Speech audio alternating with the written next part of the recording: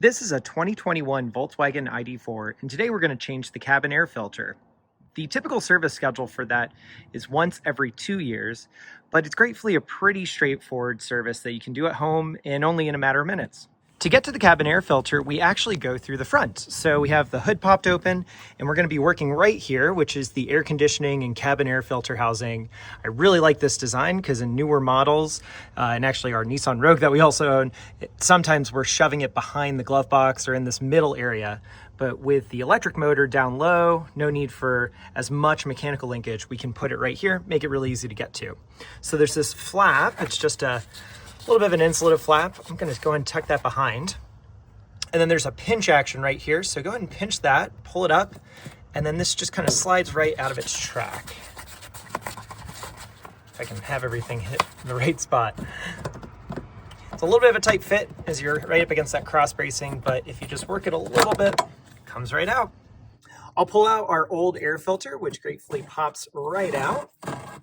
And I can't tell you the last time that this was serviced. You can see there's nice bits of seeds, other things in there. This really has been going through the works.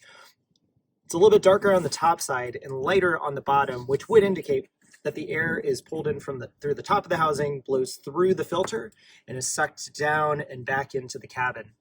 The nice thing on these filters too, they are technically unidirectional. So that means you can put it in this way or this way. The filter doesn't really care. It might be indicated on your air filter, which it is on mine. So this is the new air filter. And you'll see there is an airflow pointing down, which I'll put it in that way. But again, the air filter doesn't really care. This is a same pleating on both sides. So the air is going to travel through the same way.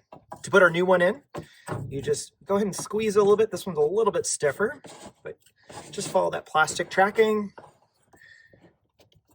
and she seats nice and neat. Another thing too to point out, and you can find this if you poke around in the online forums, there is a bracket for a second filter. The pack that I ordered, it's actually one of two. So just to show you, if you really wanted to, you could also technically put in a second filter. Do you need to do this? The answer is no. It does technically give you some better air filtration, though it would also create a little bit more drag on the system. So just something to bear in mind if you're being really energy conscious. But for our use and our use case, one filter is going to be perfect enough and be able to really fit our needs there. I'll go ahead and start buttoning this back up. So again, we take our bracket here. Be patient with yourself because it does fit a little bit wonky.